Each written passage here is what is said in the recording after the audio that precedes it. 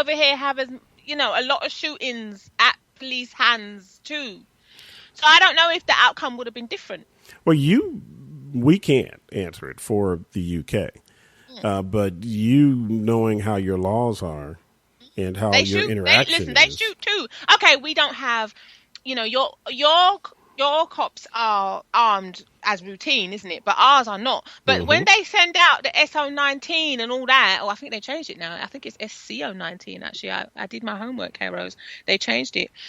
When they send out that gun unit, listen, they are trained marksmen. They are trained to kill. So if they decide to shoot at you, remember I said this a couple of weeks ago. I was getting really heated about this, wasn't I? Because I was saying, why do they have to shoot to kill? Why can't, if they're that desperate to subdue somebody, why don't they just shoot them in their leg? Hello, you shoot them in their leg, you shoot them in their arm, they fall down and then you can arrest them, okay? Why you got to shoot them to kill them? Why? Because you said that they're a criminal. Now, if you are a policeman, and now, especially, remember I said this, I'm going to say it again, especially if the person, the perpetrator, as it were, is running away. So if the policeman thought his life was in danger because someone was running towards him with a knife, with a gun, then okay, maybe in that split second, he might think, right, this person's going to shoot me. I need to shoot them before they shoot me. Okay, again, that's debatable. But this person is running away. They're running away from you because they don't want you to catch them, like you said about the man. He don't want to go to jail for child support offences or whatever it is he thinks that they're going to do him for. He don't want to go to jail for that. So he's running away. Why are you shooting him in the back? Why are you shooting to kill him? Shoot him in the leg and have him on the ground so you can go and handcuff him and arrest him, innit? But why? You mentioned as you began talking about this because of their training, and I know police officers. I have police officers or former police officers in my family. Police officers are not trained to discharge their weapon to subdue. Oh my God! If they feel that they are discharging their weapon, in 9 times out of 10, it is not a TV show to where they just shoot them and disable them and then they go up and handcuff them and blah, blah, blah. It's not a TV show. If they are taught, if you have to discharge your weapon, you are doing it because you feel your life is threatened. Yeah, but hello, the person's running away. But that's just it. They don't always, some officers, as we say again, all police are not bad. Some police officers discharge their weapon and they are not in danger. And they discharge it in the manner they're taught, which is shoot to kill, and you shoot several times. That is how they are set up. That is how they are hardwired in their world. And so if they are bad officers, just like there are bad people that kill people, I don't know a lot of people that are in drive-bys that are shooting into the house at the edge of the house so that they only hit the outer walls and they're shooting into the middle of the house to endanger or kill people. And police officers have the same thought process, but those officers who discharge their weapons in the wrong manner, they discharge it with the same training, which is shoot to kill. So they shoot several times and they're shooting to kill a person. And that's the problem. Because I know I keep saying it, but hello, the person is running away. If he's running away, he ain't trying to be near you. But that's he ain't trying to kill you because he's trying to get away. Well, in the United States, even the Supreme Court back in, I think, a case back in the 70s, if someone is running from you, the Supreme Court has said you can't just shoot them to detain them. And so why are they still doing that then? Because they can get away with it. They can then turn them over and tell people that, hey, he had come at me and I had to shoot him because I feared for my life and there was no camera. Yeah, but don't you guys have the dash cams? Because we're starting to have more of that, the dash cams and the body cam and all that. Not enough, because that's what the problem is. If every policeman had a dash cam or a body cam, there's an instance, someone in Dallas that was a person who was just had a mental episode. His mother was with him. She had called the police. She had done it before. The police come and pick her son up. They would take him to the county hospital here. She called the 2 officers who weren't accustomed to dealing with people that had mental issues. She came out the door first. Within 10 seconds of her coming out the door, her son appeared at the door and was not threatening the officers, but he had a very small screwdriver. that you might use to do like some small electronic work. They saw it. They had on body cams. They tell him they put the screwdriver down, and he doesn't put it down quick enough for them. We're talking a matter of seconds. They shot him, killed him on camera. Okay, I hope because it was caught on camera. Please tell me they got done for that. Please. No, they on the streets today. And so that's why I'm saying, I mean, it's a sad situation. And as you began the show, we talked about it would help if we had diversity in the departments. One of the officers involved in the shooting was a black officer now. Okay. But even within that is one of the reasons we cannot get diversity, because people feel, I don't trust the police. Well, I don't, and as a black person who might want to join the force, they might say, "Well, I won't fit in," or the people in the community won't trust me because they'll think I've gone over to the other side. You know what they say, innit? So what can you do? But we just have to. It's time. I mean, I do have the belief. I don't believe in the biblical. We're in the end of days, and the world is going to crash to an end. But I do believe that time will change a lot of the things that are going on. I have to say this though, Kairos. People may think I'm crazy, but I got to say this. It's not like when you're a black person that you're speaking Swahili or some, Arabic, some hard to understand language. But okay, it's a double-edged sword. It would be good, like you say, to have diversity, because if there were more people that represent the communities that the police, especially in the black communities, serve, then it will be someone for, little kids to look up to. It'll be like you would be able to feel I could hopefully go and talk to that person, that black police officer, I'm not being funny, but if I may not feel as comfortable to talk to the white police officer, for example, you might feel that, this person might understand me more because we share that same skin color. Just saying. I'm just saying. Yeah, that's natural. One of many things. So that's one of the reasons why I was thinking, it might be a good idea, and this is what we want to see more of, because it should be a level playing field, isn't it? There should not be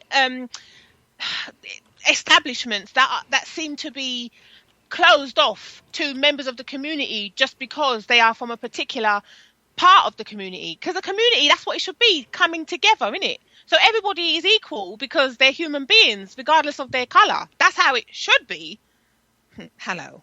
That's how it should be now. That's how it should be, but a lot of things don't happen the way they should, quote, happen. And so, and I really, that's why I think that time has changed things. When I was younger, when you were younger, I'm sure, there was a certain attitude or a feeling that you might get when you just walked down a street or you were in a neighborhood that was predominantly of another race. Yeah, you might feel you couldn't help it. You just felt a little bit uncomfortable, right? And you shouldn't have. But and should or shouldn't, whatever it was for me, good or bad. I had that feeling, but as I have gotten older, and as the world has changed just a little bit, then it is been different. You sure? Yep. Yes, it is. I don't know about that, girl. Because what we're seeing, has it really changed that much? I mean, you remember we were talking about the prison has a quota now. Hello, a quota. So that's modern day slavery. So has it really changed? That's the question, people. That's just a quick fire question I'm just putting in there. Please let us know at Ask Avani Show. I don't know, Kairos. I don't know, man. Okay. Remember I was telling you earlier about the memes that I found that I wanted to share with you guys today? Links 24 through 26, Kairos. These are the memes that I found. Now, I told you about the first one, and it's called How Young Black Men React to Police Sirens. People, please, go and look at these memes. Please. Okay, because when I saw them, I was like, oh my God. Some of it has a little bit of a twist of humor to it, but the underlying message, I'm sorry, is very clear. Black men are scared, and they have every right to be. Because if they're in the wrong place at the wrong time, it seems at the moment, listen, their life could be at an end. That could be their last day. And we shouldn't. That is my whole problem with, and it's not a problem with the memes or even whether they are somewhat comedic or whether they're. Yeah. I have a problem because, as I mentioned before, these people should be protecting me and serving me. I shouldn't have to feel threatened. That's right. I mean, well, and the question I asked was, okay, then they wonder why black men get frightened and run. Hello. Because one of them, the guy, there's people, go and look. There's two white guys robbing a house. They're taking the TV out. black guy is standing there. I couldn't work out whether he's their friend or whatever. Basically, he's in the wrong place at the wrong time. The policeman blatantly sees the white guys with the TV ready to run off with it. They have obviously stolen it, but who does he chase? The black guy. Well, but they could have been moving, some things out of their apartment or their house, and they were moving. Hey, thanks, officer. we're just moving. That's what they tell him. That's what they probably told the police. Oh, we're just helping our friend to move house or whatever. No, they was thieving it. And then, people, please go and see for yourself what I mean at Ask Avani Show. Okay. So after we get to this point, Keros, another question I want to ask is link 23. People, I do go back and forth, but this is important. Are there more US black men in prison than in college? We have touched on this before. And people were saying no. I'm hearing no. This day and age, they're saying now that's changed. Again, what do you think? Do you think it has changed? It could be 50-50 as far as I'm concerned, and it possibly is true that there are more black men in prison right now because, as you mentioned, if there are judges and the legal system is incarcerating young people, juveniles, you put those into the mix and you count them, I bet, I'll bet you money that there are more black males, and I'll take men out of it. But I think there are more black males probably incarcerated than there are in college. I mean, I don't know it for a fact, but I bet it is. Yeah, I think so. Sorry. If there's anyone out there who disagrees or who has actual statistics to tell us different, please let us know. Because at Ask Avani Show, I'm very interested to know. This topic hit me right between the eyes, and I don't even have children, and I can't begin to imagine what a mother has gone through if she has lost her child or children in this manner to this type of thing. I'm just like, you know what? I can't. I mean, okay, link 28, Keros. Now, UK Prime Minister David Cameron apparently said a young black man is more likely to be in prison than at a top university. Now, I'm just going to say I am a bit cynical. He was lashing education, armed forces, business and the police for failing minorities. I don't like that term, ethnic minorities, already, but I'm going to use it for the purposes of today's show. But I must say, right, when he said this, he was at some sort of rally thing, right? I can't remember where he was actually. It was on a podium somewhere, some conference or something like that. And I don't know if I believe that he was genuine when he made the statement. Yeah, it's the truth, what he said, but was he just saying it for effect to show the black community, for example, that he's on their side because we are struggling still to this day. And we've already talked about business and recreating Black Wall Street. People, my views on that. Anyway, he, I think, was using it as a political football to gain whatever cause he was spouting on that he wanted support for. I think he was using that because I'm not being funny. We already know, yes, I don't care what anyone else says. The recession is not over, okay? Because every time I turn on my TV, especially in the last few months and even up to this week, yet again, there's more companies that are, shedding jobs at an alarming rate, Keros. It's crazy. And I'm talking in the thousands. Every time I turn on the news, I'm just seeing this company, that company, this company, that company. You're just like, oh my God. They're shedding these jobs at an alarming rate every week. People, I'm right. Please, can I get an amen over here in the UK? That isn't it. We're having the same issue. And then the world is just a screwed up place. We're exporting jobs from our countries to other countries. Yeah. And that's causing a problem because it's cheaper to have the things done in the other countries. And so but that's ridiculous because look at technology. Hello, I'm going to get on it if you...